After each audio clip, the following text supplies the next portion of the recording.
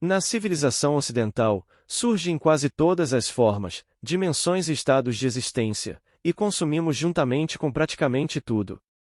Alguns de vocês podem estar desfrutando de queijo neste exato momento.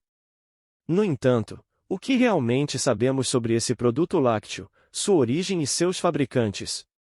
Bem, prepare-se, porque estamos prestes a retroceder.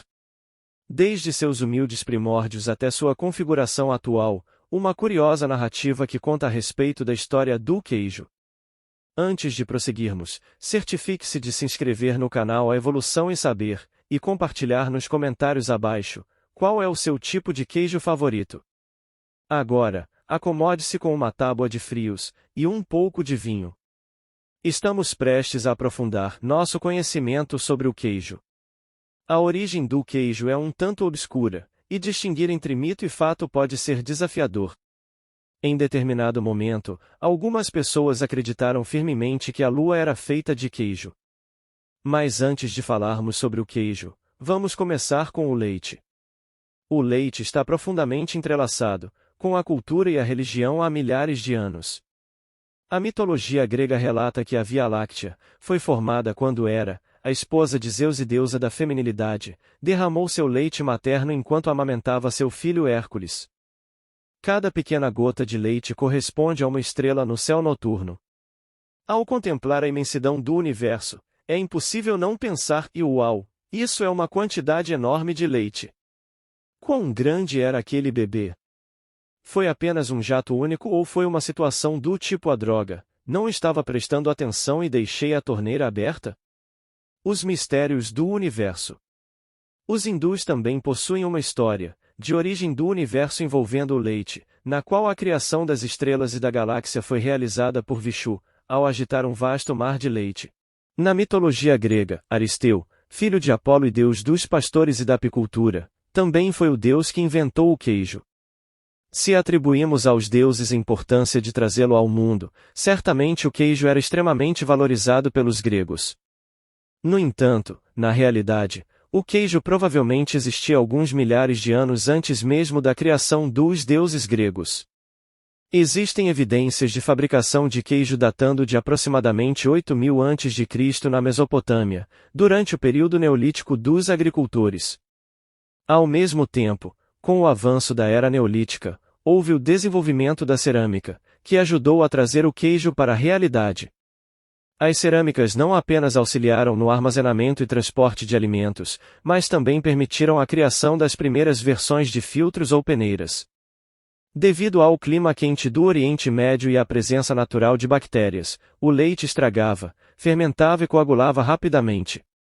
Essas coalhadas se tornaram a base mais antiga e uma versão primitiva do queijo que conhecemos e amamos hoje. Milhares de anos depois, vemos evidências crescentes de produção de queijo no Oriente Médio e na Europa. Há cerca de 5.000 anos, o Antigo Egito também começou a produzir queijo. Usando juncos, os egípcios criaram uma versão inicial do queijo, feita com leite de cabra. Os faraós egípcios eram enterrados com queijo em suas urnas, proporcionando-lhes um saboroso deleite para a vida após a morte.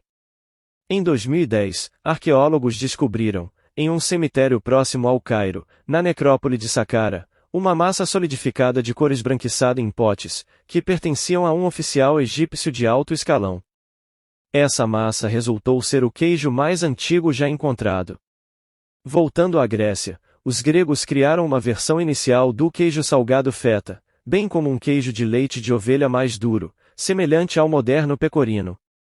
A Ilíada, escrita em 1762 a.C., menciona queijo e coalhada coagulada, associando-o à cura. A Odisseia também faz referência a como o Ciclope fazia queijo, colocando a coalhada em uma cesta para escorrer. Os gregos costumavam oferecer queijo aos deuses como uma oferenda, e até mesmo o rito de passagem de um jovem espartano envolvia roubar queijo. É tão popular que representa cerca de 70% do consumo de queijo pelos gregos. Atualmente, o feta é protegido pela legislação da União Europeia e só pode ser produzido em certas regiões da Grécia. Vamos para Roma, e quando estiver na Roma antiga, faça como os romanos ricos e pobres, coma queijo. Os antigos romanos costumavam apreciá-lo como um aperitivo antes das refeições e até mesmo como sobremesa. Surpreendentemente, o leite não recebia o mesmo tratamento, pois tendia a ser consumido pelos agricultores e pelas pessoas do norte da Europa. Os romanos consideravam essas pessoas de classe baixa e as chamavam de abárbaros. E se você conhece os antigos romanos, sabe que qualquer um que não fosse romano era considerado um bárbaro. Portanto, quando estiver em Roma, seja malicioso. A cidade produzia uma variedade de queijos macios e duros, além de importar queijos de suas terras conquistadas. À medida que o Império Romano se expandia pela Europa e pelo Mediterrâneo, alimentar quase 500.000 soldados romanos era um desafio logístico. No entanto, os queijos duros se tornaram o prato principal e prático para os soldados romanos.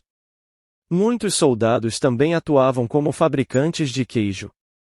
A ração diária de um soldado consistia em uma onça de pecorino, um queijo duro, ou como os romanos o chamavam, um queijo seco. Pecora traduz do italiano como ovelha. Mas seria alguns séculos depois que testemunharíamos o surgimento de um dos queijos de vaca mais icônicos. Esse momento estava se aproximando, pois o Império Romano entrou em colapso e o poder mudou de mãos. As boas maneiras foram adotadas pela aristocracia e pela Igreja. Por volta do século VII, veríamos o surgimento dos queijos monásticos. Pode ser chocante ouvir, mas a Igreja, em todos os lugares, foi um dos maiores influenciadores da culinária. Os monges desempenharam um papel fundamental no desenvolvimento de alimentos básicos, como cerveja e vinho. Além disso, eles foram de grande ajuda na criação e preservação das receitas e tradições do queijo. Fazer queijo era uma escolha bastante natural, uma vez que a maioria dos mosteiros também criava ovelhas, vacas e cabras. Os monges levavam uma vida solitária, portanto, fazer queijo, uma tarefa trabalhosa e demorada, era perfeitamente adequado ao seu estilo de vida. Podemos agradecer a São Bento, o padroeiro da Europa e um verdadeiro santo para o queijo, por isso. Bento viveu durante o final dos anos 400 e início dos anos 500 DC e foi um reformador religioso fundamental na construção de mosteiros. Esses monges, dedicados à autossuficiência e ao trabalho manual, desempenharam um papel importante ao introduzir um novo tipo de queijo no mundo, o queijo de casca lavada. Na sua tabela de queijos diária, os queijos de casca lavada são conhecidos por serem, fedorentos, desagradáveis. A maioria dos mosteiros que se dedicavam à produção de queijos de casca lavada estava localizada na Suíça, Bélgica e França. Com os monges experimentando diferentes tipos de leite e métodos de produção, eles ajudaram a criar lendários queijos fedorentos como Limburger, Epoisses e Münster. Aliás, o queijo Münster, que recebe o nome da palavra latina monasterium, que significa mosteiro, foi criado por volta de 1371 por monges beneditinos, criado no final do século XVI pelo mosteiro cisterciense de Epoisses. A receita do queijo Epoisses permaneceu sob domínio da Igreja por mais de 200 anos antes de ser passada para agricultores, na região da Borgonha. Até mesmo o favorito de todos, Napoleão, era um fã desse deleite pungente. Hoje, em Paris, Epoisses é tão aromático que é ilegal transportá-lo em transporte público. Podemos dizer que é realmente fedorento. No entanto, os mosteiros não se limitavam apenas aos queijos de casca lavada. Eles também desempenharam um papel crucial no desenvolvimento e aperfeiçoamento de queijos famosos como Roquefort, Parmesão e Tête de Moine, que significa a cabeça de monge. Graças à intuição dos monges da região, eles desenvolveram um sistema de irrigação que transformou as planícies do Vale do Pó em uma área agrícola fértil, ideal para o pastoreio de vacas. O queijo de leite de vaca rapidamente ganhou popularidade nessa região. Os holandeses, com seus avanços na criação de gado e manejo da terra, se tornaram os originais achezeads, a cabeças de queijo, em holandês. Eles tinham uma longa tradição na produção de queijo. Nos séculos XVIII e XIX, com o surgimento da industrialização e algumas invenções importantes, ocorreu uma era de produção em massa que ampliou o acesso aos queijos, mas também trouxe desafios para os produtores artesanais. E em 1864, Louis Pasteur desenvolveu o processo de pasteurização, que consiste em aquecer o leite para eliminar as bactérias e germes presentes no leite cru. Levou um pouco mais de 70 anos, mas em 1935, foi produzido o primeiro queijo industrial utilizando leite pasteurizado. Em 1918, os Estados Unidos testemunharam o surgimento de um dos queijos mais curiosos, o Velveeta.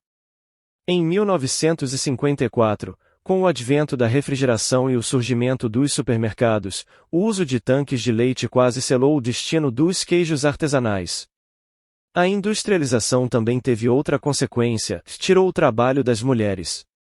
No mundo tradicional da fabricação de queijos, as mulheres desempenhavam papéis essenciais na produção, desde ordenhar e fabricar queijos até serem guardiãs das receitas. No entanto, as fábricas de queijo eram dominadas por homens, e a percepção de que as mulheres não eram capazes de trabalhar nesses ambientes acabou afastando-as da indústria. À medida que a produção em fábrica aumentava, também aumentava o número de ingredientes utilizados. Partindo dos ingredientes tradicionais do queijo, como leite, sal, coalho e enzimas, chegamos às amostras dos queijos modernos. No decorrer dos séculos, o desenvolvimento da fabricação de queijos passou por diversas transformações e avanços significativos. Desde os mosteiros medievais até a industrialização, a história do queijo está repleta de inovações e mudanças culturais. No final do século XVI, monges cistercienses do mosteiro de Époisses, na França, criaram a receita do queijo Époisses. Após mais de 200 anos de controle da Igreja, a receita foi transmitida aos agricultores da região da Borgonha, desenvolvida por Louis Pasteur em 1864, trouxe avanços significativos na segurança alimentar, mas também gerou debates sobre a perda de bactérias benéficas no processo. A refrigeração e o surgimento dos supermercados também impactaram a produção e distribuição de queijos. No entanto, junto com os avanços industriais, houve uma perda de tradições e conhecimentos artesanais. As mulheres, que desempenharam papéis fundamentais na fabricação de queijos ao longo da história, foram excluídas do setor com a crescente industrialização. Além disso, a diversidade de ingredientes utilizados nos queijos modernos se expandiu consideravelmente, com a adição de substâncias artificiais e estabilizantes. A história da fabricação de queijos é marcada por um constante desenvolvimento, desde as técnicas artesanais dos mosteiros medievais até a produção em massa e a diversificação dos produtos. Obrigado por assistir. Até os próximos vídeos.